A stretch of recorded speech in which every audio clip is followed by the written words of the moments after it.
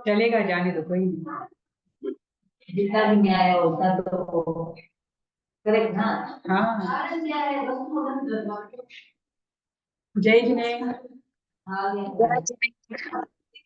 कैसे हो, कैसी रही आपकी ट्रैवलिंग?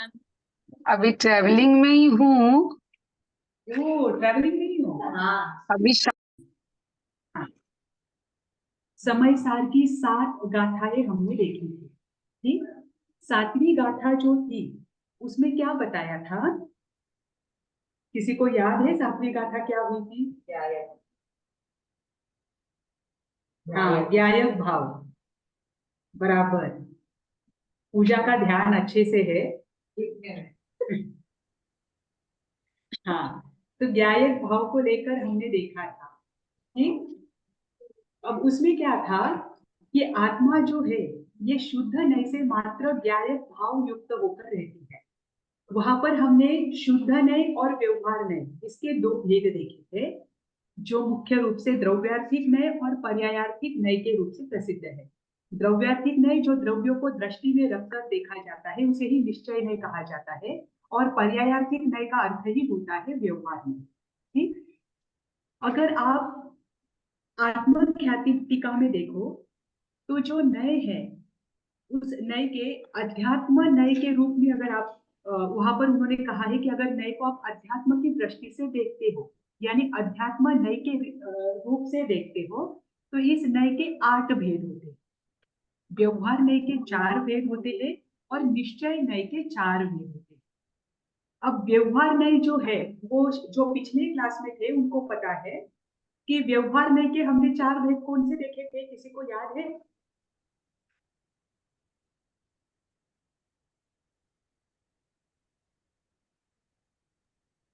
आदि अनंत है और स्वभाव वाला है। नहीं नहीं नहीं, नित्य व्यवहार प्रकाश। नय के विषय, व्यवहार नय जो है ना उसके लिए देखिए मैं आपको पहले बता, हमने देखा था कि जो प्रमाण है वो वस्तु के संपूर्ण अंशों को जानना प्रमाण कहलाता है। ठीक, वस्तु के एक अंश को जानना नय कहलाता है, बराबर। अब ये जो नय है, वस्तु के एक अंश को जानना नय है। नय भी क्या है? जैन दर्शन की विशेष देन है। जैसे स्यादवाद जैन धर्म की विशेष देन है, वैसे ही नय है। नय भी अज्ञान रूप नहीं होता। जैसे कि एक समुंदर है, पूरा समुंदर, उसमें कितनी अनंत बूंदे हैं, वो सब एक प्रमाण के समान है। ठीक, और उसकी एक एक बूंद किसके समान है? नय के समान है। नय भले ही वह समुंदर नहीं है, पर उसे आप समुंदर असमुंदर भी नहीं कह सकते, समुंदर से विपरीत भी नहीं कह सकते, क्योंकि एक एक बूंद से ही समुंदर बना हुआ है ना। ऐसा ही नय है कि नय भले ही संपूर्ण ज्ञान नहीं है, लेकिन एक एक धर्म को वो प्रकाशित करता है। और यहाँ पर जो चर्चा चल रही है वह निश्चय नय और व्यवहार नय के हिसाब से चल रही है। इसी नय को 2 भागों में बांटा था कि अभेद दृष्टि से देखना।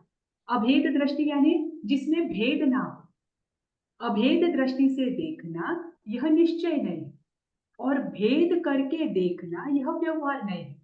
जैसे कि आत्मा क्या है? अखंड द्रव्य है ना? आत्मा अखंड द्रव्य है, उसे अखंडता के रूप में देखना यह निश्चय नहीं है। लेकिन आत्मा को गुणों के रूप में देखना, यह उसका ज्ञान गुण है, यह दर्शन गुण है, चारित्र गुण है, और इन गुणों से ही क्या है? यह आत्मा बनी हुई है। इस आत्मा को क्या किया हमने? भेद किया। यह भेद क्या है? व्यवहार नहीं। ठीक। अभी 7वीं गाथा में क्या कहा है आचार्य श्री जी ने? कि जो शुद्ध एक ज्ञायक भाव वाला आत्मा है, वही वास्तव में क्या है? एकत्व विभक्त है। वही शुद्ध निश्चय नय से क्या है? आत्म स्वरूप है। अभी देखो, नय के दो भाग है, एक है निश्चय नय और एक है व्यवहार नय। ठीक। यहाँ पर उन्होंने व्यवहार नय के जो 4 भेद है, उन चारों भेदों का क्या किया है? यहाँ पर चारों भेदों का विरोध किया है। कहा है कि व्यवहार नय से आपको आत्मा को नहीं देखना है। व्यवहार नय के 4 भेद कौन से होते हैं वो देखिए पहले। एक होता है सद्भूत व्यवहार नय और एक होता है असद्भूत व्यवहार नय। पहले इनका अर्थ देखिए। सद्भूत यानी आत्मा से कनेक्टेड होना ज्यादा, और असद्भूत यानी जो बाह्य पदार्थ है उनको अपना मानना। जैसे कि एग्जाम्पल देखिए, यह मेरा मकान है, यह असद्भुत है क्योंकि वो पदार्थ ही अलग है। ठीक। ये असद्भुत व्यवहार नहीं हुआ। और सद्भुत में क्या आएगा? यह शरीर मेरा है। अगर मकान और शरीर इन दोनों को आप बांटो तो मकान क्या है? आत्मा को नजदीक कौन सा है? शरीर नजदीक है या मकान नजदीक है? शरीर नजदीक है। तो जो सद्भुत है वह असद्भुत की अपेक्षा और नजदीक होता है, हमारे साथ ही रहने वाला है इस जन्म में से ही। जैसे कि ये मेरा शरीर है, ये आंखें मेरी है, ये रागादि भाव मेरे हैं। तो ये भाव जो मेरे अंदर में है, जो आत्मा से एकदम अत्यंत निकट है, वे सद्भुत में आते हैं। और असद्भुत में क्या आएगा? जो आत्मा से कहीं से भी जुड़े हुए नहीं है। जैसे कि ये मेरे पारिवारिक जन है, यह मकान मेरा है, यह सारी मेरी चीजें हैं, ये जो हमारे आत्मा से इसका कोई संबंध नहीं है, ये वास्तव में भिन्न ही है, ये असद्भुत होता है। ये दोनों भी व्यवहार के भेद है। ठीक। अब ये असद्भुत और सद्भुत, इनके पुनः 2 प्रकार होते हैं। एक होता है अनुपचारित, एक होता है उपचारित। ठीक। उपचार से उसको वहां पर लगाना, ये उपचारित है। और अनुपचारित यानी वास्तव में वहां पर होना, उसको लगाने की जरूरत नहीं। तो ऐसे व्यवहार में के 4 भेद होते हैं। देखो, अनुपचारित असद्भुत व्यवहार में, उपचारित असद्भुत व्यवहार में, अनुपचारित सद्भुत व्यवहार में, और चौथा कौन सा है? उपचारित सद्भुत व्यवहार में। ठीक। जैसे कि अभी देखिए, ये जो 4 भेद है इनका एक उदाहरण देखिए। अनुपचारित क्या है और उपचारित क्या है? ये दोनों भी असद्भुत है। देखो, हाँ, अनुपचारित इसको हमने उपचार से जोड़ा नहीं है। जैसे कि यह शरीर मेरा है और यह मकान मेरा है, ये दोनों ही क्या है? असद्भुत व्यवहार में है ना? देखो, यहाँ पर बस इतना ध्यान रखना, व्यवहार नय के ये चारों भेदों का यहाँ पर निषेध किया है कि व्यवहार के नय के चारों भेद यहाँ पर है। यह चारों भेद कौन से है वो ध्यान बताइए मुझे। ये सद्भुत असद्भुत, सद्भुत उपचार के से तो, और अनौपचारिक। हाँ, तो सद्भुत के 2 भेद, उपचारित और अनुपचारित, और असद्भुत के 2 भेद। असद्भुत के इन भी 2 चारों भेद। भेदों को यहाँ पर हेय कहा है कि व्यवहार नय से जीव क्या नहीं है? ज्ञायक भाव नहीं हो सकता। इसे आपको शुद्ध नय से जानना है। ठीक। अब इसे लेकर मैं आपको और एक्सप्लेन करूंगी क्योंकि आगे 12वीं गाथा में वही आने वाला है। अभी आप बस इतना ध्यान रखिए कि व्यवहार नय के चारों भेदों का यहाँ पर इनको हेय रूप में माना है। ठीक। अभी देखिए 8वीं गाथा क्या है, दिख रही है आपको गाथा? जी। जह न भी सक्कम अनज्जो। सक्कम अनज्जो यानी सक्कम अनज्जो, ये 2 शब्द है। सक्कम यानी शक्य होना, अनुज्जो यानी अनार्य। जैसे बी यानी क्या, भी। तो देखो, अनार्य को कैसे बताना, अपनी भाषा में बताना शक्य नहीं है। वो आगे आएगा सेंटेंस। अनज्य भाषम बिना दू गाहेदू, अनज्य भाषा के बिना उनको, गाहेदू यानी ग्राह्य, ग्राह्यतु मतलब उनको ग्रहण करवाना, उनको दिखाना। अनार्य भाषा के बिना उनको समझाना जैसे शक्य नहीं है। दोनों जीव है, यही इसी पर हमने लास्ट क्लास में एंड किया था। एक होता है अनार्य जीव और एक होता है आर्य जीव। ठीक, आर्य यानी जो धर्म के स्वरूप को जानता है, अनार्य यानी म्लेच्छ। म्लेच्छ शब्द यहाँ पर आया है उनके लिए कि वो धर्म के स्वरूप को नहीं जानता। अब उनकी भाषा भी अलग है, तो अनार्य को उन समझाना है धर्म का स्वरूप, तो उसके लिए हमें कौन सी भाषा का उपयोग करना पड़ेगा, अनार्य भाषा का ही उपयोग करना पड़ेगा। ठीक, वैसे ही देखिए, तह यानी वैसे ही, व्यवहारेण बिना, व्यवहारेण को तृतीया विभक्ति है, जब बिना लगता है तब तृतीया विभक्ति आती है। जैसे व्यवहार के बिना परमर्थ उपदेशनम असक्तम, वैसे ही व्यवहार नई की भाषा के बिना परमार्थ यानी आत्मा के सच्चे स्वरूप का उपदेश अशक्य है। ठीक, पीछे क्या बताया है कि व्यवहार नए हेय है, उसको संपूर्णतः छोड़ना चाहिए। तब इसी गाथा में क्या बताया है कि परंतु व्यवहार नए को आप एकांत दृष्टि से मत देखो, व्यवहार नए को आप कब छोड़ो, जब आप वास्तव में निश्चय नए से आत्मा को देखने लगो। तब तक, जब तक हम अज्ञानी जीव है, जब तक हमें संपूर्ण रूप से आत्मा का ज्ञान नहीं है, तब तक क्या है, ये व्यवहार ही क्या है, हमें परमार्थ का, आत्मा के वास्तविक स्वरूप का पहचान कराने वाला है।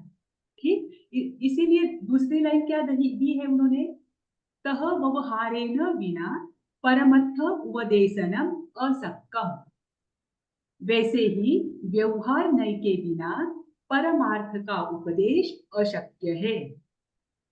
ठीक, देखिए यहाँ पर जो आत्मख्याति टीका है उसमें उन्होंने एक उदाहरण दिया है। उदाहरण क्या दिया है, जैसे कि कोई म्लेच्छ व्यक्ति है, उसके पास एक ब्राह्मण आता है और उसे आशीर्वाद देता है स्वस्ति कहकर। स्वस्ति का वास्तविक अर्थ होता है अविनाशी कल्याण, मतलब आपका ऐसा कल्याण हो क्या कि आप, वो कल्याण क्या ना हो, वापस विनाश को प्राप्त ना हो, यानी आपका हमेशा कल्याण हो। स्वस्ति का अर्थ क्या होता है, हमेशा कल्याण होना। ठीक, अब वो ब्राह्मण जो है उस अनार्य को क्या करता है, आशीर्वाद देता है, म्लेच्छ व्यक्ति है, स्वस्ति।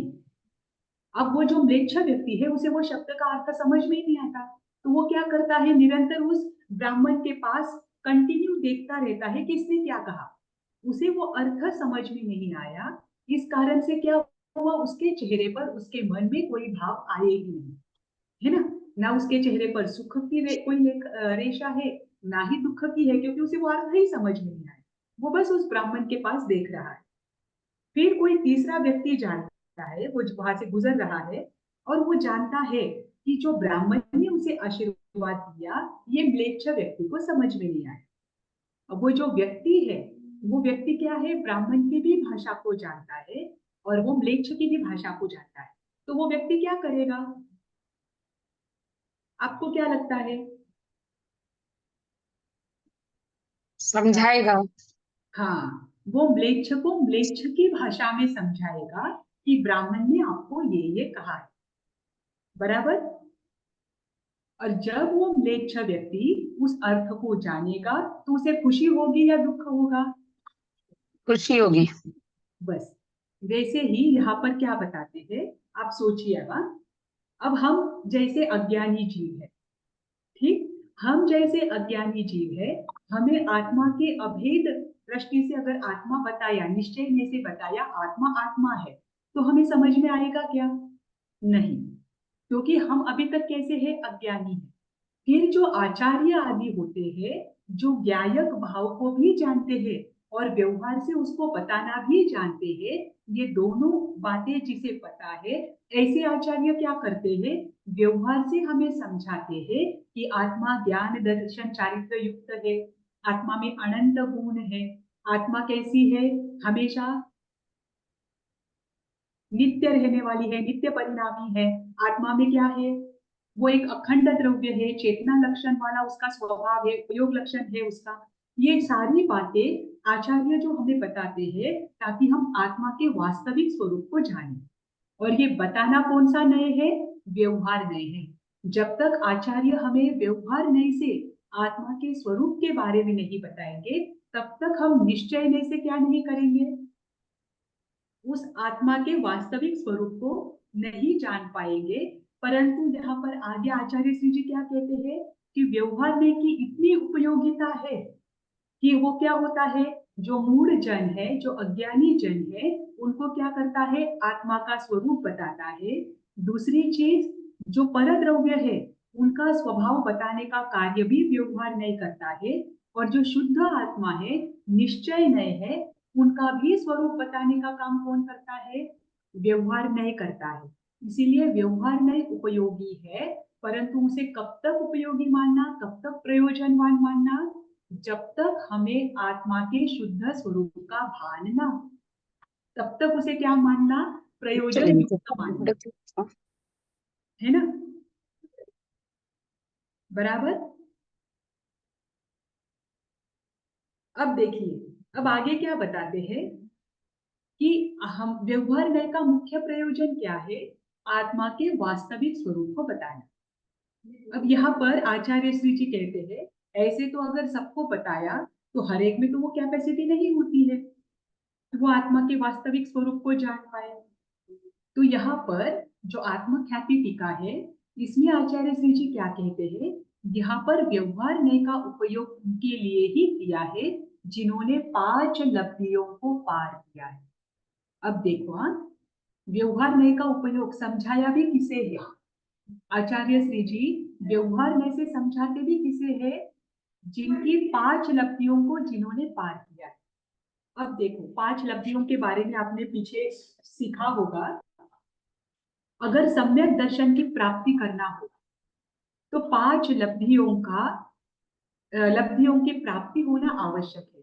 5 लब्धियां कौन सी है, कोई बता सकता है?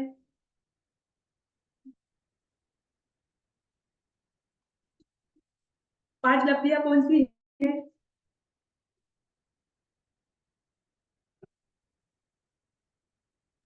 तत्वों के ज्ञान के लिए है। सम्यक दर्शन की प्राप्ति, जब तक ये 5 लब्धियां पूर्ण नहीं होती तब तक सम्यक दर्शन की प्राप्ति नहीं होती। अब वो जो उसके भेद है अवग्रह, ये सारे होंगे। वो सम्यक दर्शन की प्राप्ति के लिए देखो, सबसे पहला है क्षायोपशम लब्धि। ओके। हाँ, देखिए, अब आचार्य श्री जी आत्मा है ना, आत्मा शब्द के अर्थ का ज्ञान कराने के लिए शिष्यों को बता रहे हैं। तो आत्मा शब्द कौन सुन सकता है, किसे वो बता रहे हैं, जिनको श्रोतेंद्रिय है, सही बात है ना। हम आचार्य श्री जी से, हमारे गुरुदेव से आत्मा के बारे में सीख रहे हैं, तो वो किसके बेस पर हमें वो शब्द सुनाई दे रहे हैं। अब शब्द हमें सुनाई देते हैं, मतलब हमें कान है, तो कान किसे होंगे, मात्र पंचेंद्रिय जीवों, है ना, कान मात्र पंचेंद्रिय जीवों को होता है। तो पंचेंद्रिय पना हमें प्राप्त हुआ है और ऐसे शब्द हमारे कान पर पड़ रहे हैं, तो हमने बहुत सारे कर्मों का क्षयोपशम ऑलरेडी किया है, इसीलिए तो ये शब्द हमारे कान पर पड़ रहे हैं। तो हमारी पहली लब्धि तो है क्षयोपशम लब्धि, क्योंकि आत्मा के स्वरूप क्या है, आत्मा का स्वरूप कैसा होता है, आत्मा कैसी है, ये सब हम सुन तो रहे हैं। ये सुनना ही क्या है, बहुत सारे कर्मों का क्षयोपशम करके हम यहाँ आए हैं, तब कहीं जाकर ये शब्द हमारे कान पर आ रहे हैं। ठीक, तो ये पहली लब्धि होती है, यानी सम्यक दर्शन की पात्रता। ये 5 लब्धियां यानी क्या होती है, सम्यक दर्शन की पात्रता। ऐसे जीव में हो वही 5 लब्धियां पूर्ण करता है और वही सम्यक दर्शन को प्राप्त कर सकता है। फिर दूसरी बात यहाँ पर उन्होंने बताई है कि क्षयोपशम लब्धि होने के बाद भी क्या होता है? हमारी विशुद्धि लब्धि होती है, जिसमें कषायों की मंदता होती है। देखो, हमें गुरुदेव बता रहे हैं कि आत्मा का स्वरूप ऐसा है। वो सुनने के बाद भी अगर हमारे अंदर में रुचि रहे, कषाय प्रकट ना हो, हम सुनते रहे, जैसे कि वो म्लेच्छ पुरुष है, जब ब्राह्मण उन्हें स्वस्ति शब्द कहकर आशीर्वाद देता है तो वो क्या करता है? निरंतर उसके पास देखता रहता है। वो क्रोध करके वहां से चला नहीं जाता है, वो वहां पर रुका हुआ रहता है। वो रुकता क्यों है? क्योंकि उसे कषाय उसके जागृत नहीं है। वैसे ही जब गुरुदेव फरमाते हैं आत्मा के स्वरूप के बारे में, उस समय अगर हम वो सुने, हम वहां पर शांत चित्त होकर रहे, उस समय अगर हम धैर्य रखे, तो समझना हमारी विशुद्धि लब्धि भी क्या है? पार हो गई है। ये दूसरी विशुद्धि लब्धि होती है। ठीक। तीसरी होती है देशना लब्धि। अब गुरुदेव ने, आचार्य श्री जी ने जाना कि आत्मा के स्वरूप को इसे समझा तो नहीं है कि वास्तव में आत्मा का स्वरूप क्या है, परंतु फिर भी ये यहाँ पर है, तो उसे वो क्या करते हैं? आत्मा के गुणों के बारे में बताते हैं, आत्मा के विविध लक्षणों के बारे में बताते हैं, उसे विविध प्रकार से आत्मा को समझाने का प्रयास करते हैं। ये होती है उनकी देशना। ठीक। ये तीसरी होती है देशना लब्धि। फिर चौथी होती है प्रायोग्य लब्धि।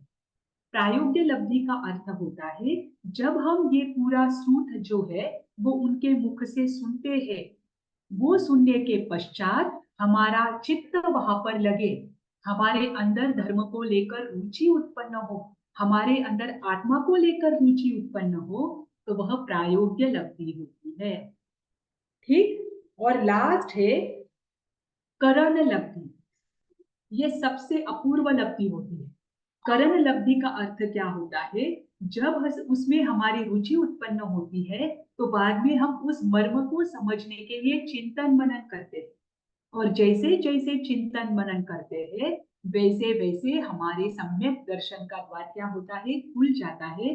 करण लब्धि पूर्ण होते ही जीव को सम्यक दर्शन की प्राप्ति होती है। ठीक। तो आत्मा का वास्तविक स्वरूप किसे समझाया गया है व्यवहार में से? जो इन 5 लब्धियों को पूर्ण करे, जिनके अंदर में ऐसी पात्रता हो कि ये पांचों लब्धियों को क्या कर सकता है? वो पार कर सकता है, उनके लिए ही व्यवहार में से आत्मा के स्वरूप को बताया जाता है। ठीक है।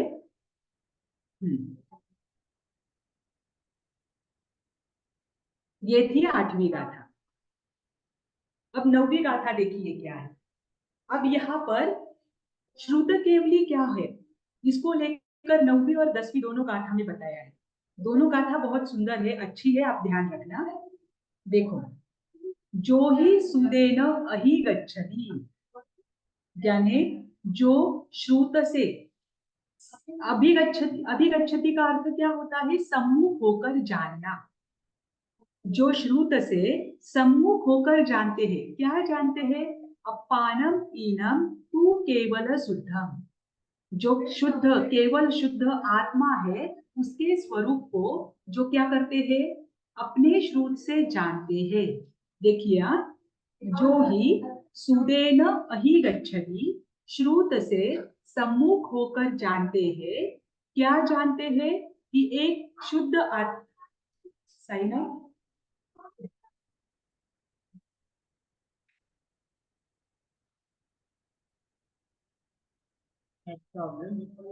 हाँ,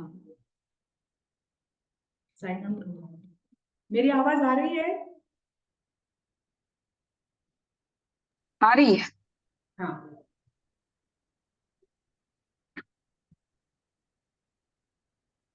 हाँ, अभी देखिए, ये साइन आउट क्यों हुआ पता नहीं। हाँ, अभी देखिए,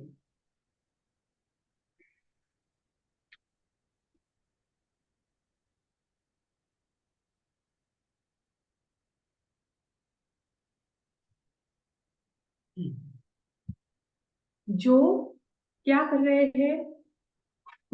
वो नहीं आ रहा है, स्क्रीन नहीं आ रहा है। आप साइन आप आउट। नहीं, साइन आउट तो नहीं हुआ है, रिकॉर्डिंग तो चल रही है। हाँ,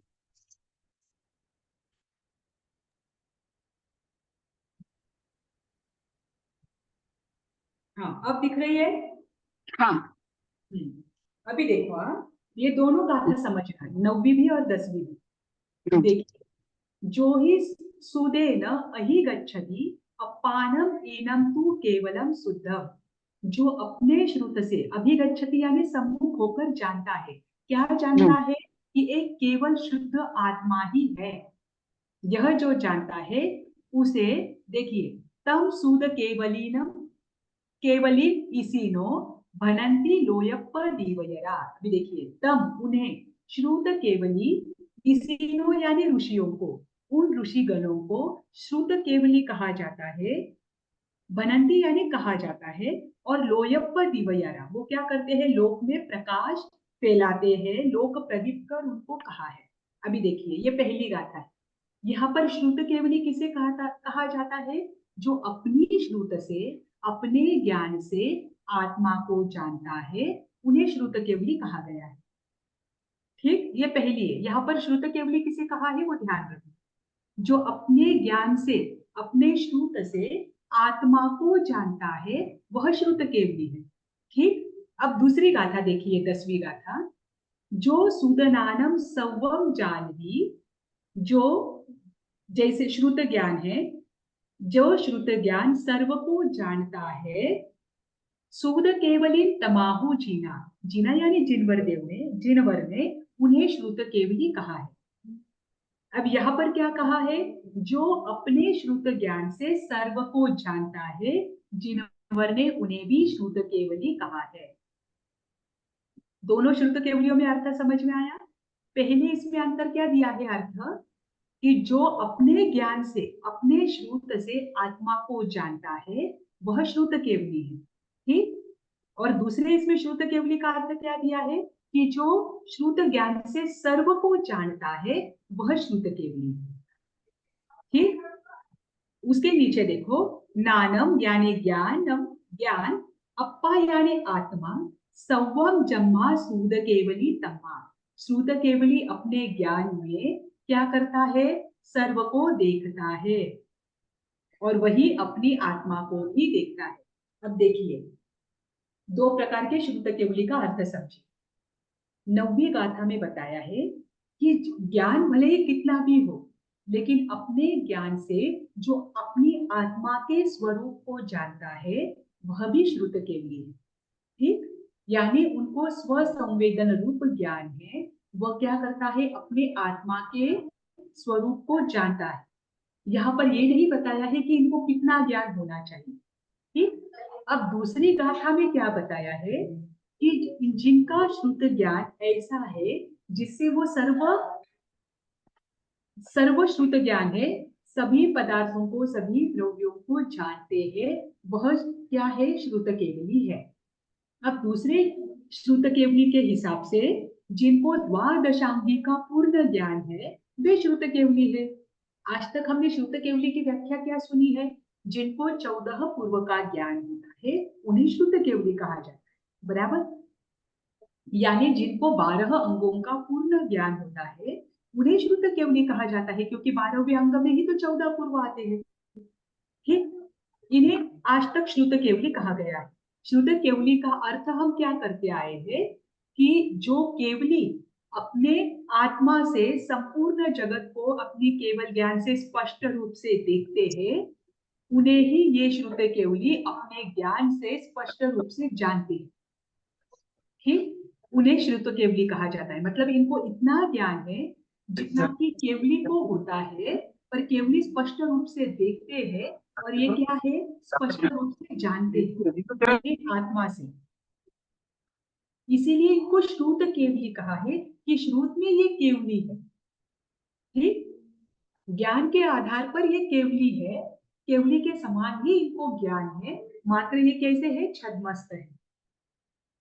ठीक, अब यहाँ पर प्रश्न क्या पूछते हैं टीका में, कि आपने ऐसा क्यों कहा? आज तक जब आपने ये कहा था कि जिनको 14 पूर्वों का, द्वादशांगी का ज्ञान होता है, वे श्रुत केवली होते हैं, तो आपने पहली गाथा में ये क्यों कहा कि जो श्रुत से अपनी आत्मा को देखते हैं, अपने ज्ञान से अपनी आत्मा को देखते हैं, तो वो क्या है? श्रुत केवली है। अब अपनी आत्मा को तो सम्यक दृष्टि जीव भी देख सकते हैं, है ना। सम्यक दृष्टि जीव की, उनका दर्शन कैसा है, उनकी दृष्टिकोण कैसा है, अब सम्यक हो चुका है, तो वो भी अपनी आत्मा के स्वरूप को जान सकते हैं, उनको भी आत्मानुभूति हो सकती है, तो श्रुत केवली तो वो भी हो जाएंगे। तो यहाँ पर कहते हैं कि अगर आप श्रुत केवली के बारे में जानिए तो आपने यह भी पढ़ा होगा कि जिनको 9 पूर्व के ऊपर का ज्ञान होता है वे सम्यक दृष्टि ही होते हैं। 14 पूर्व के ज्ञान किसे प्राप्त हो सकते हैं, सम्यक दृष्टि को ही प्राप्त हो सकता है। तो फिर वो आगे पुनः प्रश्न पूछते हैं कि अगर सम्यक दृष्टि जीव को श्रुत केवली कहा है तो 5वें आर्य में भी तो श्रुत केवली होनी चाहिए। जैसे कि अभी भद्रबाहु जो मुनिराज हुए हैं उनके बाद तो कोई श्रुत केवली हुए नहीं, तो फिर आपने ऐसा क्यों नहीं कहा कि अभी भी श्रुत केवली विद्यमान हो सकते हैं। तब वहां पर आचार्य श्री जी क्या कहते हैं कि यहाँ पर श्रुत केवली कोई अलग व्यक्ति नहीं है।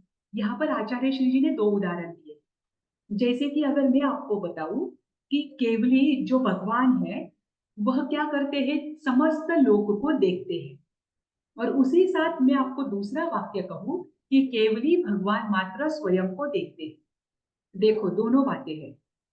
केवली भगवान अपने क्या करते हैं, ज्ञान से, केवल ज्ञान से संपूर्ण जगत को देखते हैं। ये कथन है, ये भी कथन गलत नहीं है। और दूसरी बात अगर बताओ तो केवली भगवान अब केवली हो चुके हैं तो वो मात्र अपने आत्म स्वरूप में विद्यमान होते हैं, वे अपने आत्म स्वरूप को देखते हैं। तो ये 2 बातों से आप 2 अलग अलग केवली पकड़ोगे क्या? नहीं, केवली तो एक ही है। वे संपूर्ण लोक को भी देख रहे हैं लेकिन उसी समय वे अपने आत्म स्वरूप को भी देख रहे हैं। वो दोनों बातें भी एक ही है।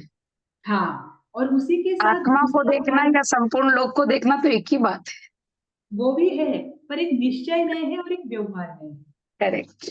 हाँ, और दूसरी बात बताई है कि मैं आपको बताता हूँ कि व्यवहार से यह मोक्ष का मार्ग है और निश्चय से यह मोक्ष का मार्ग। व्यवहार से रत्नत्रय मोक्ष का मार्ग है, निश्चय से आत्मा में लीन होना, एकत्व विभक्त आत्मा का स्वरूप प्राप्त करना, ये मोक्ष मार्ग है। अगर मैं दोनों बातें बताऊं तो मोक्ष मार्ग 2 हो जाएंगे क्या, मोक्ष 2 हो जाएंगे क्या? नहीं, मोक्ष एक ही होगा। तो यहाँ पर जो बात बताई है आचार्य कुंद जी ने, पहली गाथा में उन्होंने निश्चय नहीं की अपेक्षा से बताया है कि जो अपने स्व संवेदन रूप आत्म भाव को अपने ज्ञान से जानते हैं वे श्रुत केवली है। और दूसरी बात में उसमें उन्होंने बताया है कि जिनको क्या है, संपूर्ण श्रुत ज्ञान, वे भी क्या है, श्रुत केवली है। ये छद्मस्त जीव ही है। तो यहाँ पर उन्होंने एक बात क्लियर की है कि श्रुत केवली कौन से कौन से गुण स्थान तक हो सकते हैं? 7वें से क्या कहा आपने, क्या प्रश्न था? श्रुत केवली कौन से गुण स्थान से लेकर कौन से गुण स्थान तक हो सकते हैं? 7वें से मैम। केवली तो 12वें गुण स्थान तक रहते हैं। 12वें क्यों, 13वें 14वें में केवली ही रहते हैं ना, केवली से आगे बढ़ जाते हैं बस इतना। हाँ, नहीं, श्रुत केवली का तो 12वें गुण स्थान तक ही होता है क्योंकि 13वें गुण स्थान में तो हाँ वो केवली श्रुत, बन हाँ जाते हैं। वही हाँ, तो 12वें स्थान तक श्रुत केवली रहते हैं। जी, अभी देखो उन्होंने यहाँ पर और वो क्या, 7वें गुण स्थान से हो सकते। हाँ अभी देखो उन्होंने क्या कहा कि पहला जो श्रुत केवली बताया है जिनको आत्मानुभव होता है, यहाँ पर श्रुत केवली में दोनों अर्थ है, जिनको द्वादशांगी का ज्ञान भी है और आत्मानुभव भी है, वो श्रुत केवली। अब दोनों के अनुसार उन्होंने कहा एक दृष्टि से ये भी हो सकता है कि चौथे गुणस्थान से लेकर 12वें गुणस्थानवर्ती जीव श्रुत केवली हो। चौथे गुणस्थानवर्ती जीव उन्होंने क्यों कहा, क्योंकि एक जीव का जो ज्ञान है वो तीसरे भाव तक उसके साथ होता है। देखिए इस जन्म में प्राप्त किया हुआ ज्ञान तीसरे भाव तक उसके साथ हो सकता है। अब यहाँ से जो श्रुत केवली मुनिराज है वो क्या, अगर सर्वार्थ सिद्ध विमान में जाए, अगर लोकांतिक देव में जाए या फिर सौधर्मा आदि के इंद्र बने, तो ये सारे एक भवावतारी जीव है। इनके पास इनका पिछला द्वादशांगी का ज्ञान है, इनके पास इनका पिछला क्या है, 14 पूर्वों का ज्ञान है, और आज भी ये क्या है, आत्मानुभव में स्थित है क्योंकि पिछले जन्म के संस्कार उनके साथ है। इस अपेक्षा से चौथे गुणस्थानवर्ती जो देव है वो भी एक दृष्टि से, भक्ति से, व्यवहार से अगर देखो तो उनको आप शुद्ध केवली के कैटेगरी में ले सकते हैं। ठीक, क्योंकि उनके साथ वो ज्ञान भी है और उनका आत्मानुभव भी है। परंतु यहाँ पर जो मनुष्य और तिर्यंच है उनका क्या नहीं है, जब तक 14 पूर्वों का ज्ञान उनको प्राप्त नहीं होता, आत्मानुभव नहीं होता, तब तक उनको आप शुद्ध केवली नहीं कह सकते। इसीलिए 5वें आर्य में अंतिम शुद्ध केवली कौन हुए, भद्रबाहु स्वामी हुए। ठीक,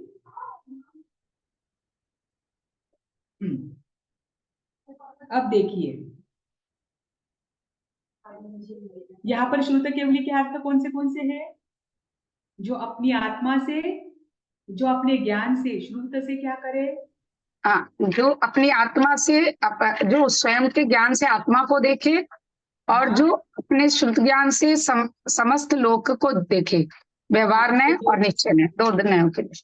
जी बराबर, ये दोनों भी क्या है, श्रुत केवली के श्रुत अर्थ केवली। यहाँ पर।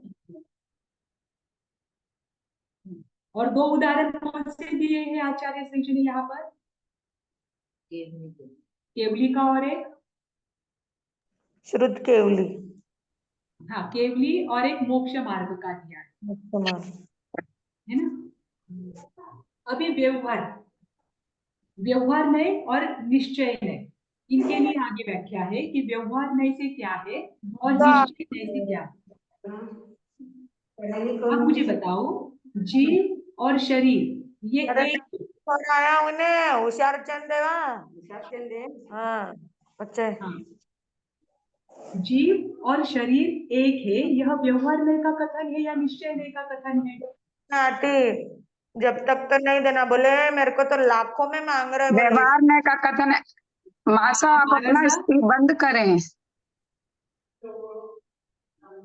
मासा आप अपना वो बंद करें माई। हाँ कर दिया, कर दिया। हाँ, जीव और शरीर एक है, यह कथन कौन सा है, व्यवहार नहीं। ठीक, जीव और शरीर कभी एक नहीं हो सकते, यह किसका कथन है, निश्चय नय का। हाँ। अब आपको मैं बताती हूँ, धर्मादि द्रव्यों का आधार आकाश है, हम 6 द्रव्यों में आकाश को आधारभूत कहते हैं। ठीक, और धर्म आदि जो 5 द्रव्य है, जीव, पुद्गल, धर्म, अधर्म और काल, इनका आधार आकाश है, यह किसका कथन है, व्यवहार नहीं या निश्चय नहीं। क्या पूछा, फिर से पूछिए। धर्म, देखो द्रव्य कितने हैं, 6 है, बराबर। 6, हाँ। इसमें एक द्रव्य है आकाश, जो अवकाश देने का कार्य करता है। तो धर्म आदि 5 द्रव्यों का आधार आकाश है, ये हम कहते हैं ना कि आकाश के आधार पर 5 द्रव्य स्थित है। जी, तो यह व्यवहार नय का कथन है या निश्चय नय का कथन है, निश्चय नय का। नहीं मैम, व्यवहार से। अच्छा आपको पता है, तो वही आंसर एक निश्चय बोल दो, एक व्यवहार बोल दो। नहीं, ये निश्चय नय से आप कहते हैं, निश्चय नय है कि आकाश जो है सभी को स्थान देता है। ये गाथा लेने के पूर्व इसलिए तो आपको पूछ रही हूँ। जी, निश्चय हम नय ये है। बराबर है, हम ये हमेशा से कहते आए थे कि 6 द्रव्य जो है ये आकाश के आधार पर स्थित है। आकाश क्या करता है, आकाश द्रव्य सबको अवकाश देने का, स्थान देने का कार्य करता है, ये व्यवहार का कथन है। अगर निश्चय से आप देखो तो प्रत्येक द्रव्य अपने ही आधार पर टिके हुए है। ओके, है ना, मतलब हम पहले निश्चय और व्यवहार को समझते थे, क्योंकि इसके आगे आप सारे व्यवहार निश्चय के हैं। तो धर्मादि द्रव्यों का आधार आकाश है, यह व्यवहार नय का कथन है। और निश्चय से अगर आप देखो तो सब द्रव्य अपने ही आधार से रहे हुए हैं। ठीक, अब जीव में 5 प्रकार के भाव पाए जाते हैं, औपशमिक भाव, औदयिक भाव, क्षायोपशमिक भाव, क्षायिक भाव और पारिणामिक भाव। ठीक, तो औपशमिक आदि भावों से युक्त जीव है, यह कौन सा कथन है, व्यवहार नय का कथन है या निश्चय नय का कथन है। औपशमिक भाव किसे कहते हैं, आप ये व्यवहार नय का कथन है।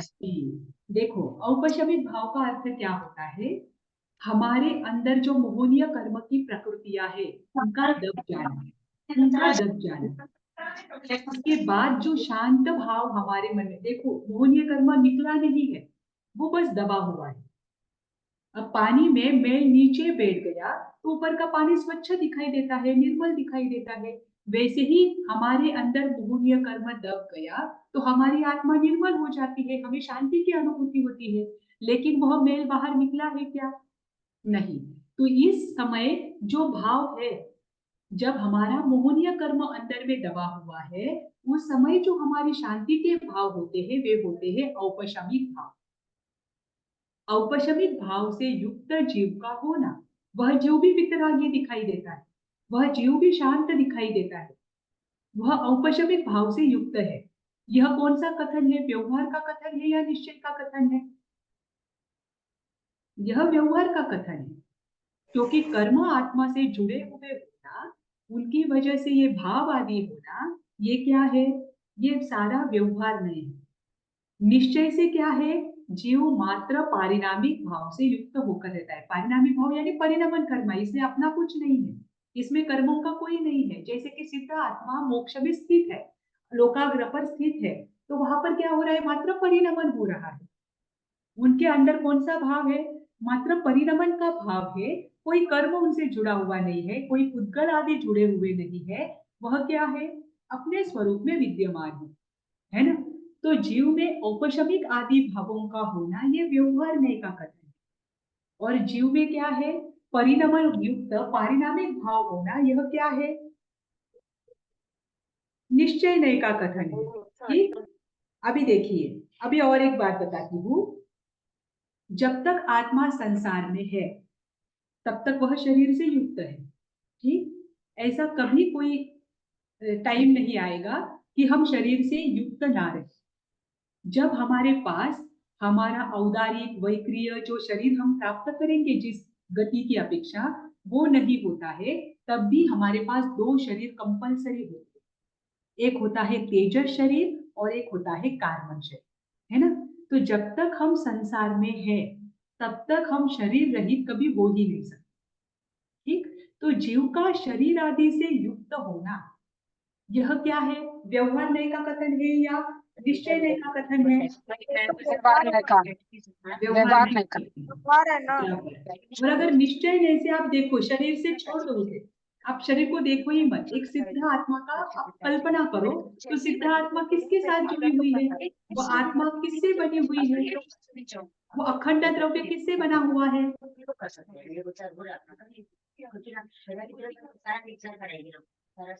किससे बना हुआ है?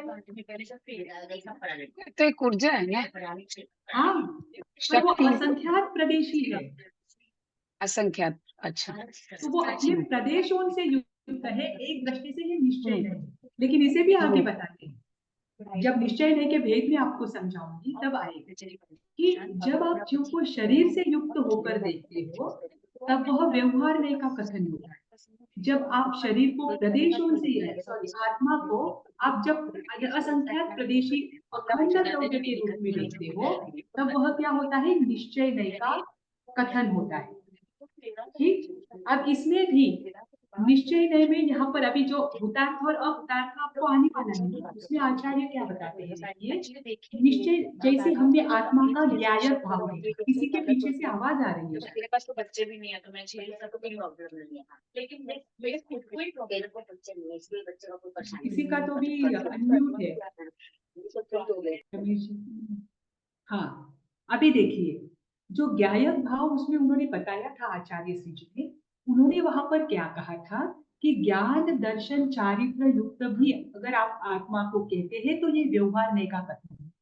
आप आत्मा को डिवाइड नहीं कर सकते, ज्ञान इतना है, दर्शन इतना है, चारित्र उतना है, ये गुण है इसके, लेकिन ये गुण होने के बाद भी वो कैसा है? एकत्व विभक्त है। वह आत्मा को आप टुकड़े में नहीं बांट सकते, वो अभेद रूप है, वो अखंड द्रव्य है, ये उन्होंने वहां पर बताया है। वही यहाँ पर बताते हैं कि प्रदेश युक्त भले ही हो, लेकिन आप ऐसा नहीं कह सकते असंख्यात प्रदेशी है। आप अगर ये बताओ तो हम क्या करते हैं? असंख्यात प्रदेशों को एकत्र कर लेते हैं और फिर आत्मा के स्वरूप को जानते हैं।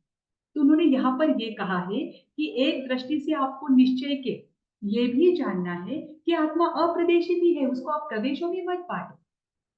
वो क्या है, एक अखंड द्रव्य के रूप में आप उसे देख, तब आप आत्मा को निश्चय नय की दृष्टि से देख पाओगे।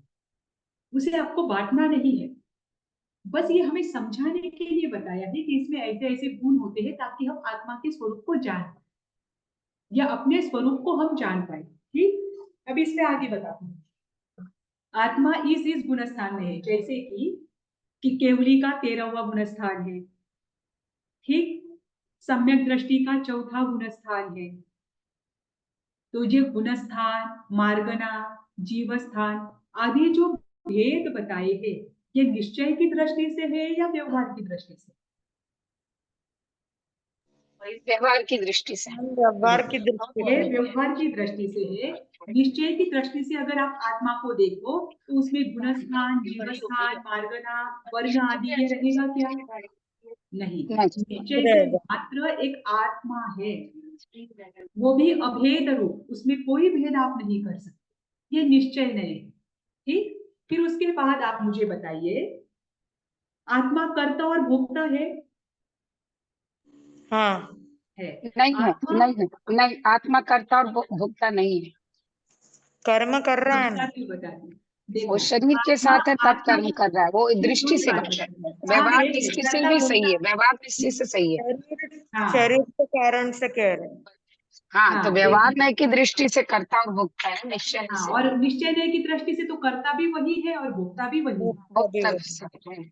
देखो अभी, आत्मा पुद्गल का कर्ता और भोक्ता है, यह कथन व्यवहार नहीं की दृष्टि से दिया है ना? और आत्मा स्वयं ही करता है, स्वयं ही भोगता है, स्वयं का ही करता है, स्वयं का ही भोगता है, यह क्या है? निश्चय नहीं है। आत्मा में अन्य कोई चीज है ही नहीं, है ना?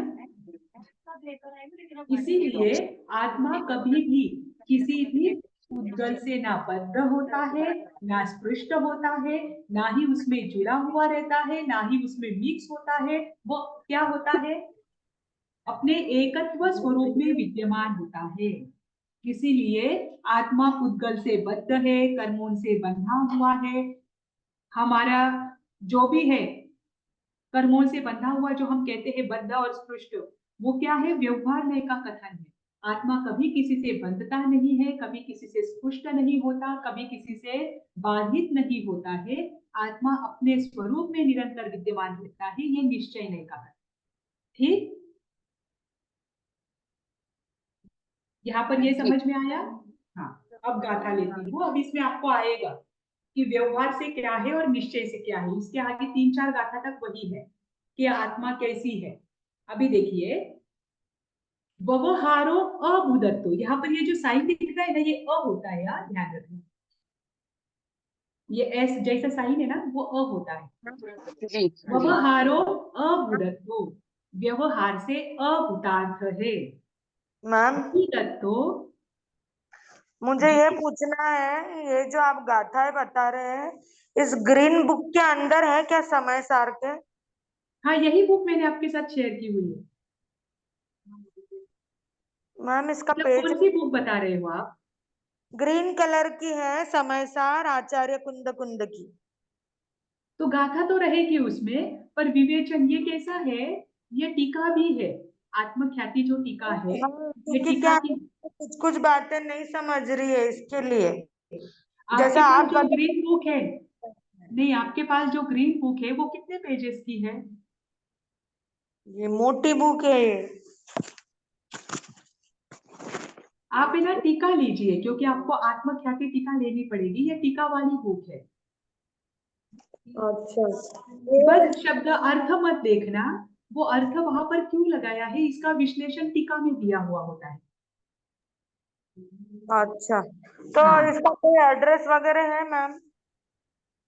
ना होगा ना, ये मैंने ऑनलाइन आपको शेयर की हुई है, उसके फर्स्ट पेज पर आप देख लेना। ठीक है मैम। हाँ, देखो अब यहाँ, व्यवहारो अभूदत्तो, व्यवहार से अभूतार्थ है। भूदत्तो देसी दो, दू शुद्ध नओ, शुद्ध नओ यानी शुद्ध नहीं, ये आपको ध्यान में आ जाएगा। देसी दो यानी दिखाना, शुद्ध नहीं क्या दिखाता है? भूतार्थ। व्यवहार से अभूतार्थ है और शुद्ध नय कैसा है? भूतार्थ है। भूतार्थ का मैं अर्थ बताती हूँ। भूदत्थम अस्सिदो, यानी भूतार्थ के अस्सिदो यानी आश्रित हो। भूतार्थ के आश्रित जो होता है उसे क्या कहना है? समादित्थि हवदि जीवो, उनको सम्यक दर्शन प्राप्त है ऐसा जाने। देखो अब यहाँ व्यवहार नए अभूतार्थ को दिखाता है। अभूतार्थ यानी असत्यार्थ। ठीक। शुद्ध नय कैसा है? भूतार्थ है। जो भूतार्थ के आश्रित होता है, भूतार्थ से अपने आत्मा के स्वरूप को जानता है, उन्हें कैसा जानना? समादित्थि हवदि जीवो, आप उन्हें सम्यक दृष्टि कह सकते हैं। भवदि यानी होना, जीवो यानी जीव, समादित्थि यानी सम्यक दृष्टि। वे जीव सम्यक दृष्टि होते हैं। कौन से जीव सम्यक दृष्टि होते हैं? जो भूतार्थ और अभूतार्थ इन दोनों को जानते हैं और उन्हें पता है कि व्यवहार में कैसा है? अभूतार्थ है। अभूतार्थ यानी असत्यार्थ, जो पदार्थ विद्यमान नहीं है या जो पदार्थ सत रूप में नहीं है, उनको अपना कहना ये असत्य है, ये अभूत है। ठीक। तो व्यवहार में क्या करता है? पर द्रव्यों का अपनी आत्मा के साथ संबंध कराता है। इस कारण से व्यवहार में अभूतार्थ है। तो भूतार्थ कौन है? शुद्ध नय, क्योंकि शुद्ध नय क्या कराता है? मात्र आत्मा के स्वरूप को दिखाता है। आत्मा से किसी बाह्य द्रव्यों को जोड़ता नहीं है। आत्मा में भी वो भेद नहीं करता है। आत्मा को अपने अभेद दर्शन से, वह अभेद दृष्टि से दिखाता है। इसीलिए शुद्ध नय कैसा है? भूतार्थ है।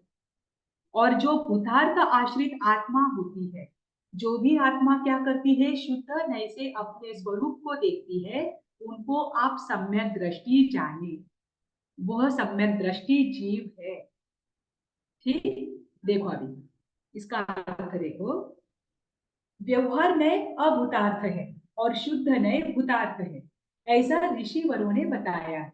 दर्शित यानी बताया है, दिखाया है।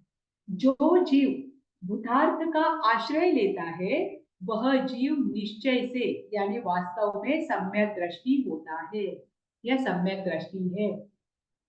ठीक।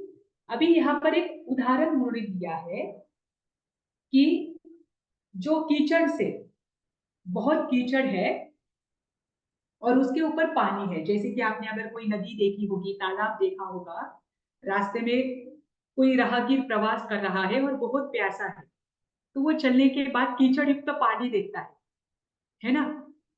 उस जल को उन्होंने देखा, जान रहा है कि ये जल कैसा है? कीचड़ से युक्त है। फिर भी वो क्या करता है? उस जल को ग्रहण करता है ना? वह एक जीव। और दूसरा जीव है, वो क्या करता है? वहां पर उसे कतक फल दिख रहा है। कतक फल यहाँ पर एक दृष्टांत दिया जा रहा है, ये वास्तव में नहीं है। कतक फल यानी उसे निर्मली कहा जाता है।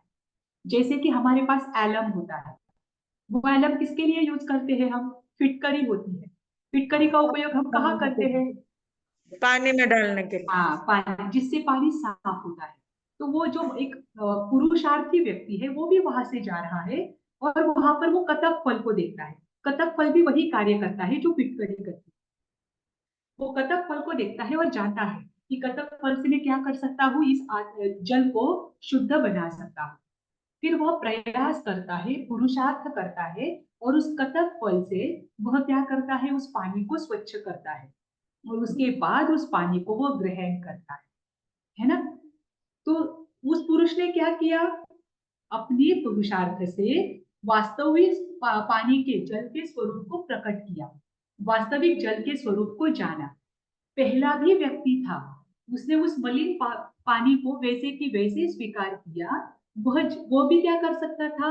इस मलिन पानी को मल से दूर कर सकता था, परंतु उन्होंने वैसा नहीं किया और स्वयं ही वैसे ही पानी को क्या कर लिया? ग्रहण कर लिया। और दूसरा जो व्यक्ति है, वो जानता है कि ये पानी भले ही मल से युक्त है, लेकिन वास्तव में पानी कैसा होता है? निर्मल होता है, उसे मैं निर्मल कर सकता हूँ। और ऐसा जानने के बाद उन्होंने पुरुषार्थ से उस जल को स्वच्छ किया, निर्मल किया और उस जल को ग्रहण किया। तो वो क्या है? दूसरा व्यक्ति भूतार्थ है। भूतार्थ यानी सत्य को जानता है। उसने वास्तविक पानी के स्वरूप को जाना, इसीलिए तो उसने प्रयास करके उस मलिनता को दूर किया। और जो पहला व्यक्ति है उसने उस पानी को स्वच्छ करने को देखा ही नहीं, ऐसा ही मलिन पानी ग्रहण किया। वैसे ही ये जीव होते हैं, दो प्रकार के जीव संसार में पाए जाते हैं। पहले वे जीव होते हैं जो आत्मा को हमेशा रागादि भावों से युक्त देखते हैं। दूसरे भी जीव को हमेशा क्या करते हैं, रागादि भावों से युक्त देखते हैं। वो आत्मा में या इस संसार में इतने रचे पचे होते हैं कि इस आत्मा में ये रागादि भाव क्या है, मलिन रूप है, इनको हम दूर कर सकते हैं। ये सोच भी उनके दिमाग में नहीं आती मैम, क्योंकि जी मुझे ये पूछना था, इसमें शब्द आएगा भव्य और अभव्य? क्या क्या क्या भवी जीव और अभवी जीव, हाँ, पर तो वो भवी जीव में भी देखिए, यहाँ पर ना भवी अभवी नहीं किया है, क्योंकि कुछ भवी जीव अभी भी मिथ्या दृष्टि है ना, वो अभी भी संसार में है, उनका अभी भी संसार परित्त नहीं हुआ है, मतलब लिमिटेड नहीं हुआ है ना, मतलब तो अभी भी मिथ्या दृष्टि में है, तो वो अभी भी क्या कर रहे हैं, राग आदि भावों से युक्त ही आत्मा को देख रहे हैं, क्योंकि सम्यक दर्शन की प्राप्ति नहीं है। लेकिन इसी संसार में ऐसे जीव भी है जो क्या कर रहे हैं, अपने आत्मा के वास्तविक स्वरूप को जान रहे हैं, देख रहे हैं, और वो देखने के पश्चात जो मलिनता से भरे हुए रागादि भाव है, उनसे क्या कर रहे हैं, आत्मा को पृथक जानकर पुरुषार्थ कर रहे हैं। उनको विश्वास है कि मेरी आत्मा का वास्तविक स्वरूप शुद्ध है, इसीलिए वो पुरुषार्थ करते हैं। तो ये जो जीव है जो आत्मा को भूतार्थ जानते हैं, वे जीव कैसे जानना, सम्यक दृष्टि जानना। ठीक, बुद्धार्थ यानी सत्यार्थ को देखना, यथार्थ रूप को देखना, जो वस्तु जैसी है उसे वैसे रूप में मानना यानी भूतार्थ, और अभूतार्थ यानी असत्यार्थ रूप से देखना, जो जैसी है उसे वैसे रूप में नहीं मानना। तो अभूतार्थ व्यवहार नय का कथन है और भूतार्थ निश्चय नय का कथन है। जो आत्मा भूतार्थ होती है, सत्य को जानने वाली, उसे स्वीकार करने वाली और उसमें पुरुषार्थ करने वाली होती है, वह आत्मा निश्चय ही क्या है, सम्यक दृष्टि है। ठीक, यहाँ पर रुक जाए हम आज। 11वीं गाथा है, किसी का कोई प्रश्न है?